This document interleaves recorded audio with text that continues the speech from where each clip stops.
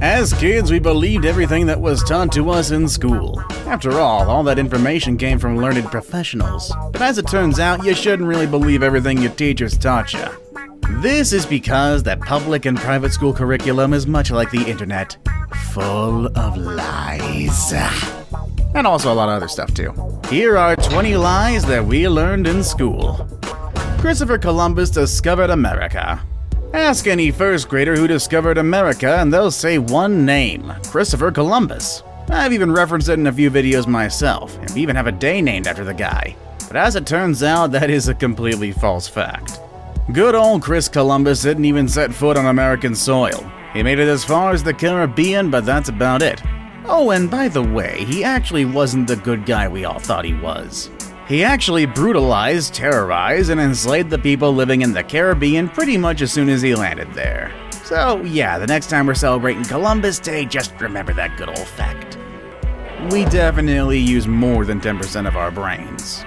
A persistent myth presumes that 90% of the brain lies dormant in humans, waiting for evolution to catch up, and leaves kids imagining what kind of telepathic super beings they could be if only they could harness the rest.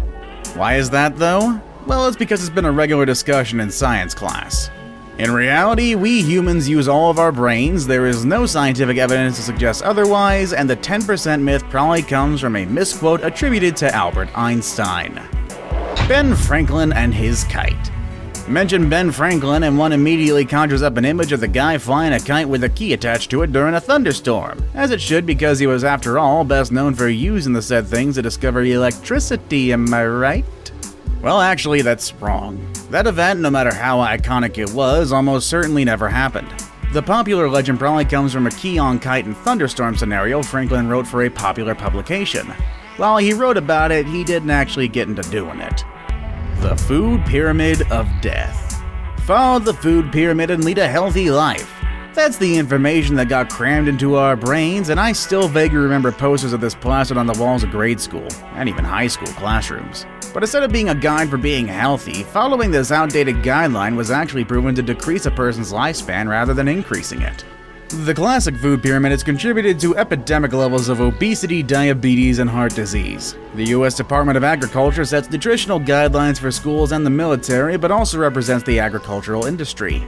And on top of that, it has a vested interest in promoting diets based on things such as corn and meat, which have proven unhealthy in large quantities. The Taste Map. So, remember the tongue diagram that I'm sure we all saw in like science or biology or something that kind of maps out different tastes of parts of your tongue? So, this diagram points at salty and the sweet in the front of your tongue, the sour on the sides, and the bitter on the back. However, scientists long proved that these theories are actually incorrect. Each taste bud is actually capable of detecting all flavors, whether it's sweet, sour, bitter, or salty. However, this myth is still seen in a lot of textbooks today, and really, I'm not sure why. Probably because it costs too much to actually reprint. The pyramids were built through slave labor. So it's a common belief that the Great Egyptian Pyramids were built by slaves, but a recent discovery actually found that this was not true. Apparently, inside the pyramids there were tombs built for people that were working on them. They were respected for their work so much that those who died during construction were bestowed with the sacred honor of being buried in the tomb next to their pharaoh, and if they were just common slaves, they would not have received such an honorable burial. There is no gravity in space.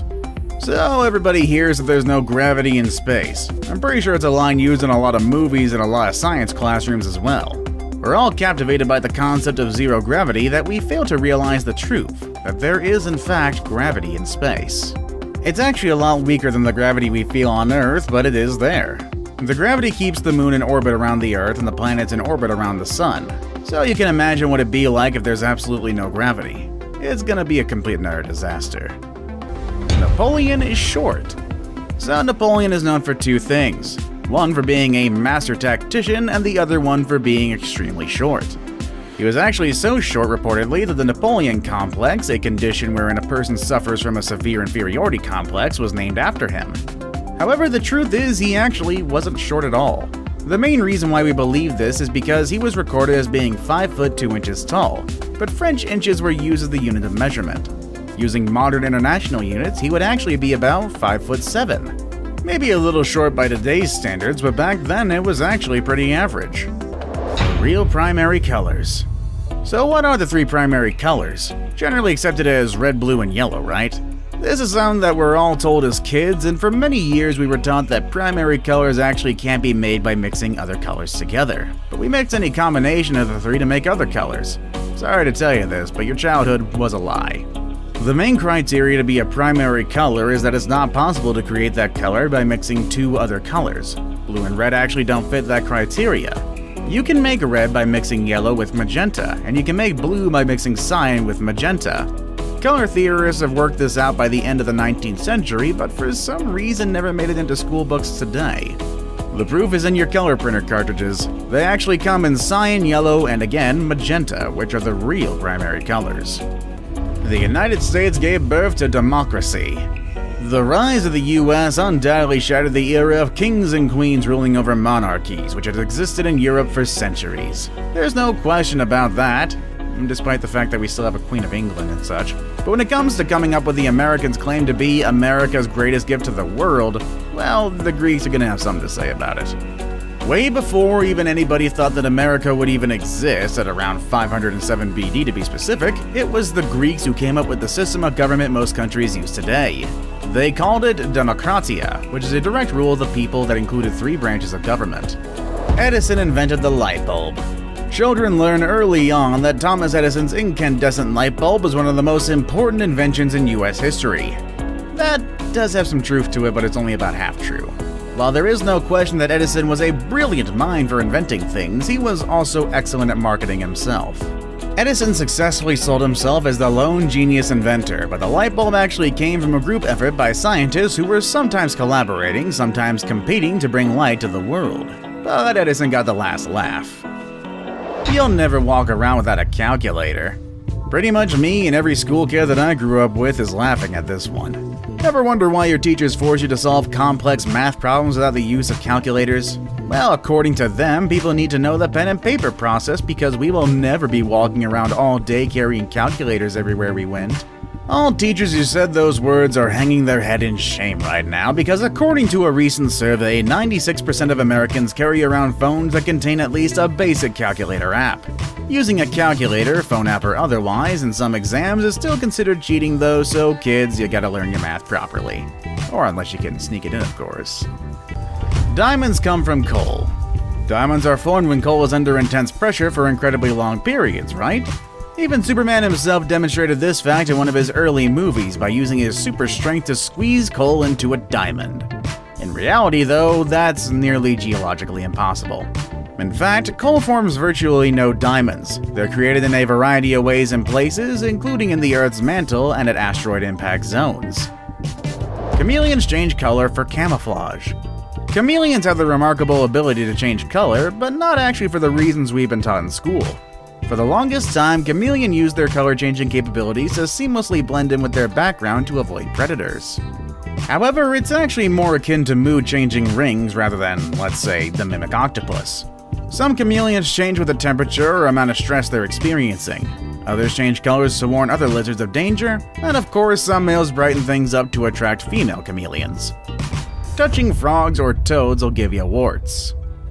As a general rule, you should never touch frogs or toads out in the wild, especially if you're unfamiliar with the species. This is because some of these amphibians secrete powerful toxins from their skin, some of which are even fatal. But if you're worried about getting warts while touching your friend's pet toad, then you shouldn't worry about a thing. Warts are actually caused by a human virus, and not physical contact with frogs and toads. The fact is, the bumps that cover the skins of some of these amphibians aren't actually warts at all, but that's for another video. Alcohol kills brain cells. How many times have I heard that in health class that drinking alcohol can kill brain cells? Too many times to count from both officials and my parents, but that hasn't really stopped me from partaking in some light casual drinking. The truth is that moderate drinking doesn't cause any damage in most cases. Now, heavy drinking, oh yes, absolutely, that can damage the brain easily, as well as your liver and other critical systems, but that damage is not the result of cell death. The amount of alcohol required to kill cells would kill the person first. Maybe we thought that alcohol kills brain cells because some people act like they're missing a few when they're drunk. Kinda like that uncle that everybody has during a family gathering. And speaking of family gatherings, literally everything about Thanksgiving. Everything. Virtually everything learned in school about Thanksgiving is a lie, including the central story of the feast celebrating a partnership between Native Americans and early European settlers. The Pilgrims were fanatical and violent religious zealots who considered indigenous Americans savages, and the Indians naturally resented their presence. The modern feel-good story is propaganda that's only 120 years old, but there actually was a celebratory feast in Massachusetts in 1637, proclaimed by Governor John Winthrop in celebration of the return of Puritan gunmen from hunting and murdering hundreds of Pequot Indians. George Washington had wooden teeth. When he gave his first inaugural address in 1789, George Washington had just but one real tooth in his mouth. The rest were dentures. Given the times, it's easy for us to bite into the belief that his dentures were made of wood. Yes, technology back in the day can't even think of coming up with a set of dentures equal to what we have today, am I right? Well, give the ye old dentist a bit of credit, actually. While it is a fact that the first president did wear dentures, none of them were made with wood. Some were made from ivory, gold, and even lead. If some rumors are to be believed, even real human teeth were added. The common schoolhouse myth that the first president wore wooden teeth, however, is exactly that, simply a myth. Humans evolved from apes. In this scenario, the Christians have it right, but not in the way they think. Early classes on evolution usually leave one basic impression: humans evolved from apes. But that's not the way it happened. After all, evolution works by eliminating the inferior species while the stronger, better adapted ones thrive. If that had happened, then there wouldn't be any apes left because we would have outcompeted them. The more likely theory is that humans and the great apes, chimpanzees, gorillas, and orangutans started with a common ancestor, and then evolved in separate directions over the years, specifically 4, 8, and 12 million years ago, respectively. Cracking your knuckles is gonna give you arthritis. For generations, parents and teachers alike terrorized children with the idea that cracking their knuckles would leave them with brittle, arthritic hands later in life. In reality, there's actually no connection. The cracking is actually bubbles bursting in the synovial fluid that surrounds the knuckles. Cracking knuckles can, however, diminish grip strength. And if you're not sure whether the habit is annoying, just ask the person next to you on the bus. I, for one, love it. It feels good. Which of these blatant lies did you believe until today? Let us know down below in the comments. Also, make sure to check out the channel's other videos. All of them are pretty amazing, and that's no lie, thankfully. As always, thank you all for watching, and I'll see you all next time. Later, everybody.